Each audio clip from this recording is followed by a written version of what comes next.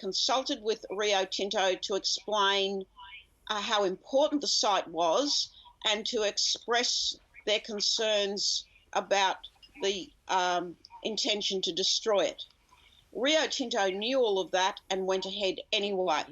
Now, in many crimes, there's a statute of limitations, and normally 8 years would be regarded as too long. So I think there's a major breach of trust here. I think the traditional owners have been betrayed. They signed an agreement in good faith. They've gone back to Rio Tinto to explain how important the site is. Rio Tinto, I believe, had an obligation in the spirit of that agreement, and now I don't know the precise terms of that agreement, but you know, as a native title agreement, it should comply with a set of standards. Why didn't Rio Tinto review the Section 18 authority to destroy the JUUKUN caves or Gorge caves, especially after the advice that they received from the archaeologists about the global importance of those sites as places of ancient human occupation and the significance of the artefacts and the petroglyphs and other archaeological evidence that they found. So the traditional owners spoke to them and said, we don't want you to destroy the site. The archaeologists spoke to them and said, we don't want you to destroy the site. And they did it anyway, and they said there's been a misunderstanding. I don't believe that's the case at all. I want to return to that question of misunderstanding in a moment. But, I mean, Marcia, you've long been an advocate of the importance of Indigenous leaders and communities working with the mining industry. Some of your research has been in part funded by the mining industry, as has that of others. You wrote in 2017, across the public, private and community sectors, no one has done more to advance a better future and self-determination for Indigenous Australians than the mining industry, and to lead the transition from highly adversarial relationships to one of mutual respect, common goals and partnerships through agreement. We haven't seen much evidence of that in this most recent decision. Do you see that as an anomaly? Let me correct you on two things. I haven't been an advocate for Aboriginal people working with mining. For is Aboriginal rights when they're forced to negotiate with mining companies. There's an enormous difference. So Aboriginal people do not have a veto over mining anywhere in this country. There's a very small partial veto in the Northern Territory under the Land Rights Act, but the Native Title Act does not give any kind of veto. But the other thing is that my work was not funded by mining companies. It was funded by the Australian Research Council under the ARC linkage program, and mining companies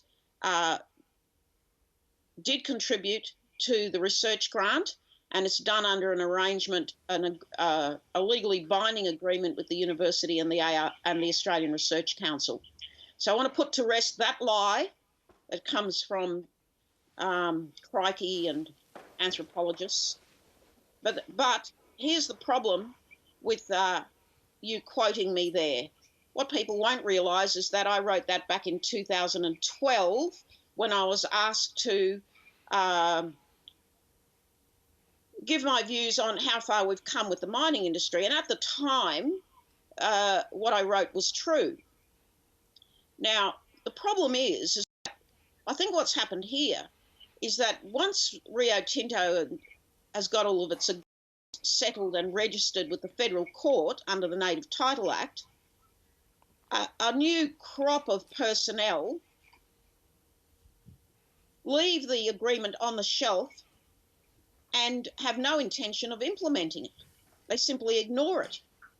And this is my point about how there is a very urgent need for a statute of limitations on Section 18, existing Section 18 authority to destroy certificates. And also, I believe that we need an overarching Commonwealth framework so that sites of significance such as this one, that is of national and global significance in human history, ought to be, well, there are some procedures right now that the traditional owners appealed to Minister Susan Ley and asked for her intervention, and I don't know why that didn't happen. And I don't know why there doesn't seem to be any adequate implementation of the agreement to date, so that the traditional owners were fully informed and had a formal relationship with the company, which is the normal standard in these agreements. So I suspect that what has happened is that the agreements, the cultural heritage agreements, have been sitting on a shelf, and Rio Tinto personnel and the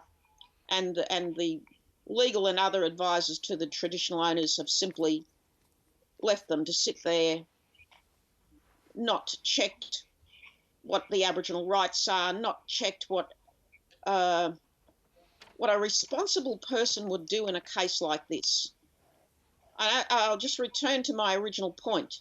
Rio Tinto knew the significance of these sites, and they went ahead and destroyed them anyway. And this is why I'm interested in your perspective. I don't mean to imply in any sense that there's any conflict of interest. It's merely that I've read your writing and work and advocacy for a long period of time. And this piece is from 2017. Maybe they were repeating something that had been written earlier. And for those who aren't as close to it and don't understand what's been happening inside the mining industry as it's worked with Indigenous communities, it's difficult to work out whether this is a one-off or whether there's kind of a deeper problem. If you, who've been so close to it and have done this research in those communities and know those people, that you say the mining industry has come to terms with its history and has turned a dark past into a bright future. But you're kind of saying that the systemic issues and lack of legislative protections are still creating these problems. Yeah. So, in a civilised society, as Australia purports to be, with the rule of law, the state government in Western Australia has a large part of the responsibility in these matters. Now, there are many parts of the world where national and provincial governments have no mining regulations, and mining companies act like vandals. They are environmental vandals, and they commit human rights abuses. We're supposed to have much higher standards in Australia, and in this case, any such standards were breached. I know that companies and their representative bodies did work for many years to raise the standards in Australia.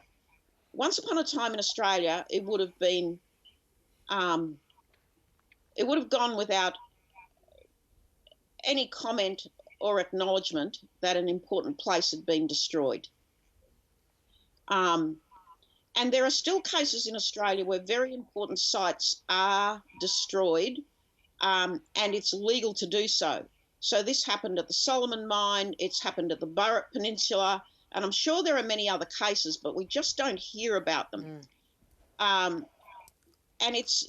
Perhaps a review would be required then. The reason for this is that the state governments have very poor heritage legislation, and Aboriginal people have nowhere to turn to appeal against, well, frankly, vandalous behaviour. Right, and can I bring in